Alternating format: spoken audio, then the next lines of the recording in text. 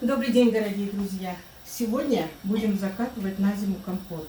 Баночки все промыты, баночки не стерилизовали, нет такой надобности. Закладываю на четверть банку вишни. В кастрюле у нас уже стоит водичка.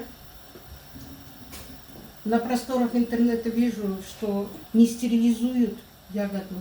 Заливает, тут же следом закатывает, боюсь. Никогда так не закатывала, всегда заливала, сливала, заново кипятила, сладким сиропом заливала. Потому что сейчас и сахар идет не очень чистый. Я думаю, что вот на треть, на четверть вполне будет достаточно закладывать вишню. Сироп сладкий делаю, потом мои разводят. Это в целях экономии банки. Каждый год докупаем банки, каждый год. Каждый год банки закатываешь, на зиму заготовки делаешь, и банок не хватает, приходится опять покупать. И так из года в год. У кого так? Подготовили пока 10 банок, посмотрим, сколько получится. Не хватит, по-моему, еще. Внучка у меня сидит на подхвате. Баб, если не хватит, я помою тебе банки, не переживай, говорит. Лиза баба сказочница, да? Зимой вкусненько, все хотят кушать. А в такую жару что-то делать не больно-то хотят. Но сейчас не потопаешь, зимой не полопаешь. У нас компот хорошо уходит. Вода у нас кипит. Есть у меня вот такой вот ковш, видавший виды. Через все прошел этот ковш. Заливаю горячей водой вишню.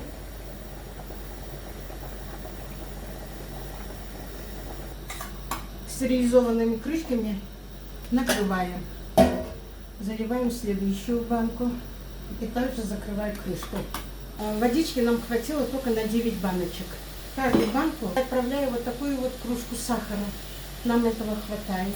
Так как 9 банок, значит 9 кружек сахара. Лиза, высыпь, пожалуйста, в эту тяжелую. Как я уже говорила, то, что сахар не всегда бывает чистым, я обязательно кипячу. Да. В кастрюлю высыпай весь сахар. Минут 20 стоит вишня в кипятке, будем сливать воду. У меня для слива специальная крышечка, буду сливать.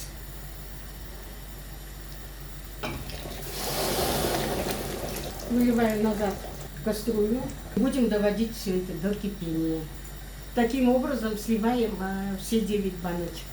Вода наша кипит, вернее сироп закипел, будем заливать в банку и закатывать.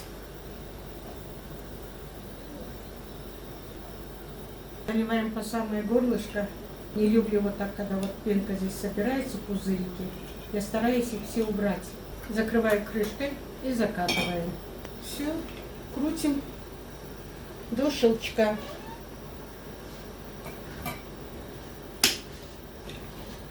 Все. Переворачиваю. Проверяю, насколько закрылась. Убираю на край стола. И так закрываем все баночки. Заливаем следующую баночку. Посмотрите, какую красоту мы с вами сделали. Так, радует глаз. Конечно, это хлопотно немножко, очень жарко на кухне, но зимой нам будет очень и очень вкусненько. Сейчас в таком виде накрываем теплым пледом. Завтра он постоит до полного остывания под теплым одеялом или пледом. И завтра он будет более насыщенный цвет у него, более яркий такой будет. А зимой нам будет очень и очень вкусненько. Рекомендую. Мало кто закрывает, но все равно свое есть свое. Радуйте своих родных и близких. И кушайте зимой вкусненько-вкусненько. Приятного аппетита всем. А я с вами прощаюсь до следующего видео. Пока-пока.